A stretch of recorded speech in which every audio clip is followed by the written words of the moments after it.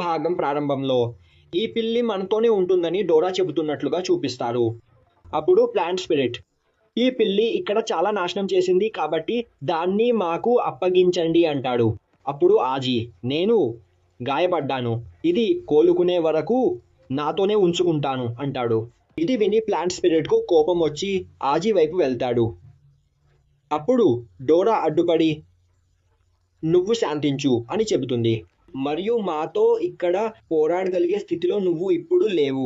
అయినా గాయపడిన వారిపై దాడి చేయడం నాకు ఇష్టం లేదు. ఇది విని ప్లాంట్ స్పిరిట్ మౌనంగా ఉండిపోతాడు. అప్పుడు హానా, ఆజీ, మంచి స్నేహితుడిని వదిలి చెడ్డ శత్రువుని ఎంచుకున్నావని త్వరలోనే తెలుసుకుంటావు అంటుంది. హానా అక్కడి నుండి వెళ్ళిపోతుంది.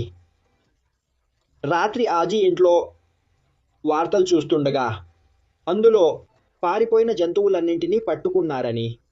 ఆజీ పక్కన క్యాట్ గర్ల్ కూడా ఉంటుంది. అప్పుడు ఆజీ, ఇక్కడ మనుషులే కాదు జంతువులు కూడా సమ్నర్లు కాగలవని ఇప్పుడు అర్థమైంది అంటాడు. దానికి క్యాట్ గర్ల్, సమ్నరుల చరిత్రలో ఎన్నో జంతువులు సమ్నర్లుగా ఉన్నాయి అని చెబుతుంది. ఒక బొద్దింక కూడా. జంతువుల చరిత్రలో అత్యంత శక్తివంతమైన సమ్నర్లు ఒక మముత్ మరియు ఒక తాబేలు, కానీ వారికంటే గొప్ప వ్యక్తి ఒకరున్నారు అని చెబుతూ క్యాట్ గర్ల్ ఆగిపోతుంది. ఇప్పుడు ఆమె ఆజీకి తన సోదరుడి గురించి చెప్పి తన సోదరుడిని వెతుక్కుంటూ ఈ ప్రదేశానికి ఎలా చేరుకుందో చెబుతుంది. ఆ తర్వాత ఆమెకు ఆజీ దొరికాడు. ఆమె గాయపడినప్పుడు ఆజీ ఆమెను చూసుకున్నాడు. అప్పుడు ఆమె తన సమ్మనింగ్ సెక్స్ని వాడలేకపోయింది, కానీ తన సోదరుడు తనను ఎందుకు పట్టించుకోవట్లేదో ఆమెకు అర్థం కాలేదు. సోదరుడి దృష్టిని ఆకర్షించడానికే మ్యావ్ ఇదంతా చేసింది. అప్పుడు ఆజీ, కానీ నువ్వు చాలా నాశనం చేశావు అంటాడు. ఇది విని క్యాట్ గర్ల్ ఏడుస్తుంది. ఆజీ ఆమెను ఓదారుస్తాడు. అదే సమయంలో కిటికీ దగ్గర ఒక కాకి వాళ్ళను చూస్తూ ఉంటుంది.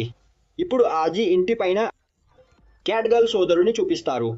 మరుసటి రోజు డోరా, మ్యావ్ వీడియో గేమ్ ఆడుకుంటూ ఉంటారు. అప్పుడు డోర్ బెల్ మోగడంతో ఆజీ తలుపు తీయడానికి వెళ్తాడు. అక్కడ వింత మనుషులు నిలబడి ఉంటారు. ఆజీ, మీరెవరు అని అడుగుతాడు. అప్పుడు వారంతా, ఆజీ మాతో రావాలి, మిమ్మల్ని తీసుకురమ్మని మాకు ఆజ్ఞ, హానా మిమ్మల్ని భోజనానికి పిలిచింది. ఇది విని ఆజీ వద్దని చెప్పబోగా వాళ్ళందరూ ఆయుధాలు తీస్తారు. ఇప్పుడు వాళ్ళు ఆజీ, డోరా, మ్యావ్లను పట్టుకుని తీసుకువెళ్తారు. వాళ్ళందరూ హానా ఇంటికి చేరుకుంటారు. అక్కడ హానా తన ప్లాంట్ స్పిరిట్తో వారి కోసం ఎదురు చూస్తూ ఉంటుంది. అక్కడ డోరా, మ్యావ్, ప్లాంట్ స్పిరిట్ ఒకరినొకరు చూసుకోగానే పోరాడటం మొదలు పెడతారు. అప్పుడు హానా వాళ్ళని తనతో రమ్మంటుంది.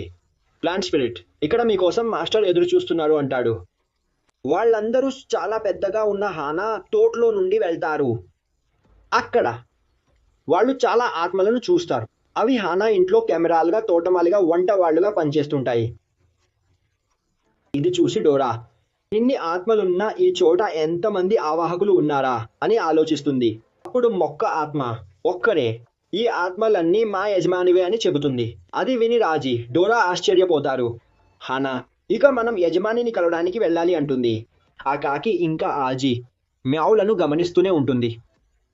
ఆజీ చాలా పెద్దగా ఉన్న హానా ఇంట్లోకి వెళ్తాడు. వాళ్ళ ఇంటి మధ్యలో ఒక పెద్ద విగ్రహం ఉంటుంది. దాన్ని చూసి డోరా, మీరు నిజంగా ధనవంతులు అంటుంది. అప్పుడు మొక్క ఆత్మ, ఆమె మా దేవత అని చెబుతుంది. ఈమె మా కుటుంబానికి మొదటి నాయకురాలు. వాళ్ళు ముందుకు వెళ్తుండగా ఆజీని వెనుక నుండి ఎవరో పిలుస్తారు. ఆజీ తిరిగి చూస్తే ఆ విగ్రహమే తనని పిలుస్తున్నట్లు అనిపిస్తుంది. ఆ విగ్రహం వైపు చూడగానే ఆజీ వేరే లోకంలోకి వెళ్తాడు. అక్కడ ఒక పెద్ద చెట్టు కింద ఉన్న స్త్రీ తనని పిలుస్తూ ఉంటుంది.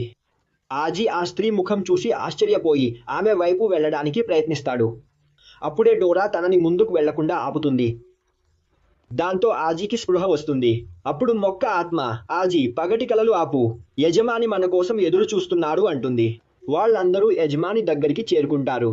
వాళ్ళని చూసి యజమాని స్వాగతం పలికి, నా పేరు హార్డ్లాన్ అని చెబుతాడు.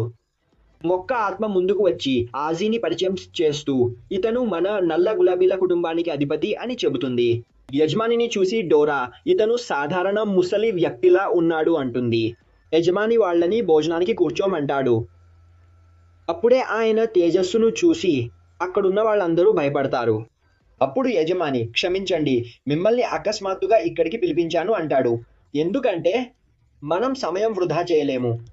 నేను మీకు చాలా ముఖ్యమైన విషయం చెప్పాలి. ప్రతి వస్తువు లోపల ఒక ఆత్మ ఉంటుందని మీకు తెలిసే ఉంటుంది. మనం పురాణాలను నమ్మితే ఆ ఆత్మలన్నింటికీ మూలం ఒక స్ఫటికం. ఈ ప్రపంచంలో దేవుడు, దెయ్యం ఎలా ఉన్నాయో అలాగే ప్రాచీన కాలంలో ఆవాహకులను రెండుగా విభజించారు. ఒక వర్గం ప్రకృతి శక్తితో ఈ ప్రపంచాన్ని కాపాడేవారు. వాళ్ళను సంరక్షకులు అనేవారు.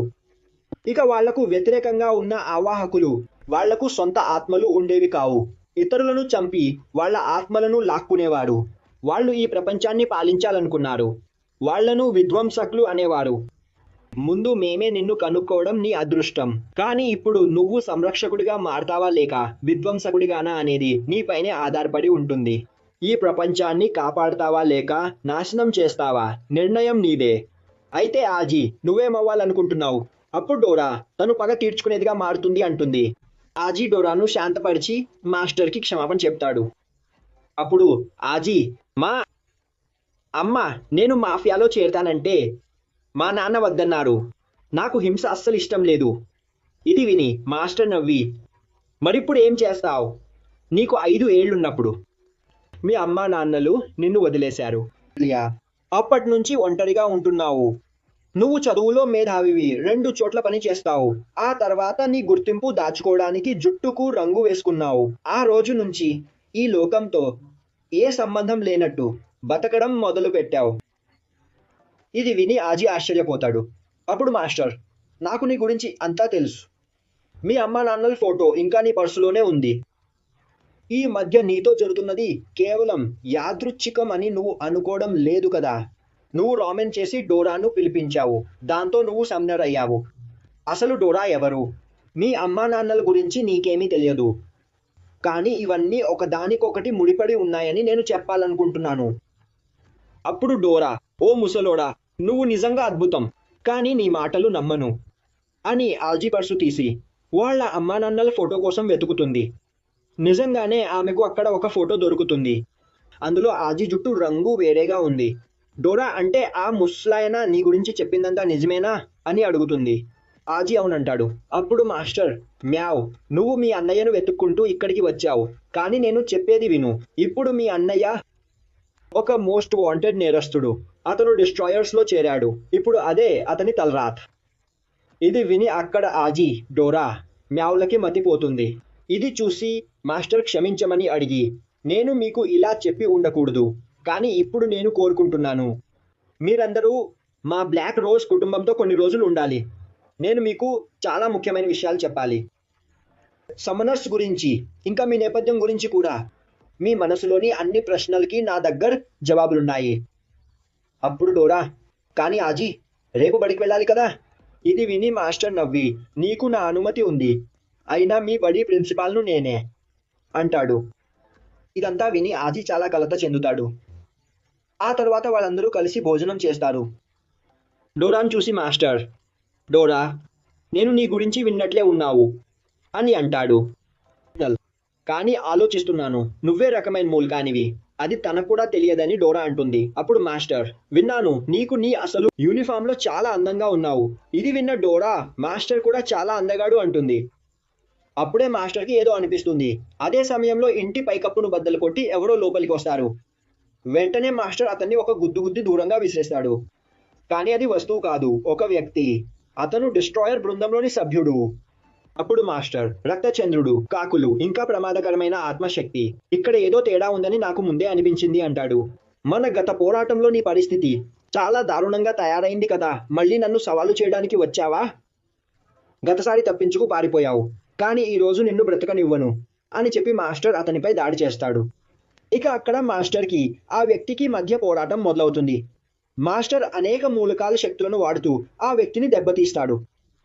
కానీ ఆ డిస్ట్రాయర్ కూడా చాలా ప్రమాదకరమైన వాడు. అతను తన ఒక్క దెబ్బతో ఆ ఇల్లంతా నాశనం చేస్తాడు. అప్పుడు మాస్టర్, ఇక ఈ చోటు సురక్షితం కాదు, మీరందరూ ఇక్కడి నుండి పారిపోవాలి అంటాడు. కానీ మీరు కూడా మాతో రావాలి అంటాడు ఆజీ. అప్పుడు హానా, తాతయ్యకి ఇక్కడ ఎవరి సహాయం అక్కర్లేదు అంటుంది. అప్పుడు మాస్టర్, హానా, ఆజీని సురక్షితంగా ఉంచుతానని నాకు మాట ఇవ్వు అంటాడు. అప్పుడే ఆ డిస్ట్రాయర్ మాస్టర్పై దాడి చేస్తాడు. కానీ వెంటనే మాస్టర్ ఆజీ, హానా, మిగిలిన వాళ్ళని ఇంటి నుండి బయటకు విసిరేస్తాడు. అక్కడ హానా తన శక్తిని ఉపయోగించి వాళ్ళందరినీ కింద పడకుండా కాపాడుతుంది. అప్పుడే వాళ్ళు తమ తోట మొత్తం నాశనం అవ్వడం చూస్తారు. అక్కడికి కొన్ని ఆత్మలు పరుగెత్తుకుంటూ వస్తాయి. అవి హానాని చూసి అక్కడి నుండి పారిపోమ్మని చెబుతాయి. అప్పుడే ఆ ఆత్మలన్నింటిపై వెనుక నుండి ఒక అమ్మాయి దాడి చేసి చంపేస్తుంది. ఇది చూసి హానాకి చాలా కోపం వస్తుంది.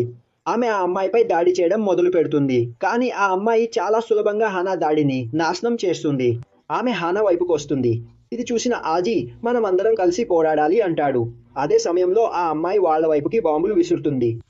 దాని నుండి వాళ్ళందరూ కష్టంగా తప్పించుకుంటారు. మరోవైపు హానా ఇంకా ఆ అమ్మాయితో పోరాడుతూనే ఉంటుంది. అప్పుడే మ్యావ్ అక్కడ తన అన్నయ్యను చూస్తుంది. అతను అక్కడి అంగరక్షక ఆత్మలపై దాడి చేసి చంపుతూ ఉంటాడు. అప్పుడే ఒక అగ్ని ఆత్మ అతనిపై దాడి చేస్తుంది. దాని దాడి నుండి తప్పించుకుని అతను ఆ అగ్ని ఆత్మ దగ్గరికి వెళ్లి దాన్ని కూడా చంపేస్తాడు. అప్పుడే అతని చూపు మ్యావ్పై పడుతుంది. అది చూసి మ్యావ్ తన నిజ స్వరూపంలోకి వస్తూ తన అన్నయ్య వైపుకి వెళ్తుంది. కానీ అప్పుడే ఆమె అన్నయ్య ఆమెపై దాడి చేసి ఆమెను కూడా గాయపరుస్తాడు. ఇది చూసి మ్యావ్కి ఏమీ అర్థం కాదు. ఆమె మళ్ళీ తన పిల్లి రూపంలోకి వచ్చేస్తుంది. ఇంతటితో ఈ ఘట్టం ముగుస్తుంది.